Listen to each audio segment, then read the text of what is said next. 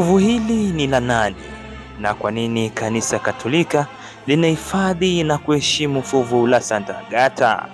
Ungana na mimi mwanzo mwisho upate kujua ukweli na kisa cha fuvu hili. Picha ya fuvu la binadamu likiinuliwa mbele ya waumini imezua changamoto kubwa na maswali mengi sana.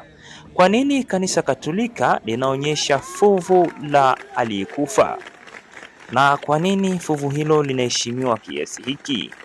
Jibu linatupeleka katika historia ya miaka zaidi ya 1800. Fuvu hilo linahifadhiwa Catania, Sisili, na kanisa likitambua kuwa ni relic ya kichwa cha Santa Agata ambaye alikuwa ni Mkristo wa karne ya 3 aliyeheshimiwa kama bikira na mshahidi wa imani. Vatican yenyewe inaeleza kwamba fuvu hilo linaondolewa kwenda kwenye relikari wakati wa ukarabati na likiwekwa wazi kwa heshima ya waumini kabla ya kurudishwa tena katika relikari yake. Kwa Kanisa Katoliki, relic si kitu cha kuabudiwa kama Mungu. Kanisa linaeleza kwamba mabaki ya watakatifu yanaheshimiwa kwa sababu yanahusishwa na watu ambao kanisa linaamini waliishi maisha ya utakatifu na ushuhuda wa imani.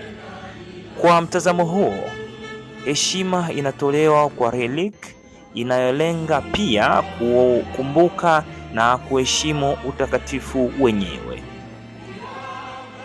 Vatican ina kanuni rasmi zinazotawala namna ya relic zinavyopaswa kuheshimiwa na kuonyeshwa mbele ya umati. Ndiyo maana fuvu hilo haliachi tu kama mfupa wa kawaida, bali linawekwa ndani ya chombo maalum cha thamani kinachoitwa relikari, na waumini hupewa nafasi ya kuliona na kuliheshimu. Mtu ambaye si Mkatoliki anaweza kujiuliza, ikiwa Yesu ndiye anapaswa kuabudiwa, kwa nini waumini wainamie fuvu hilo? Swali hilo linakuwa chanzo cha mjadala kuhusu relics za Kanisa Katolika. Baadhi ya wakosoaji huziona desturi kama hizo ni kama aina ya ushirika au ibada ya mabaki ya mifupa au ya wafu. Lakini kuna tofauti muhimu. Kanisa lenyewe halifafanui tendo hilo kama kuabudu fuvu. Mafundisho rasmi ya Vatican yanatangaza wazi ushirika katika matumizi ya relics. Kanisa linasema relics zinapaswa kuheshimiwa kwa roho ya kidini na kwamba matumizi yake yasigeuze kwamba kuwa usiku wa giza.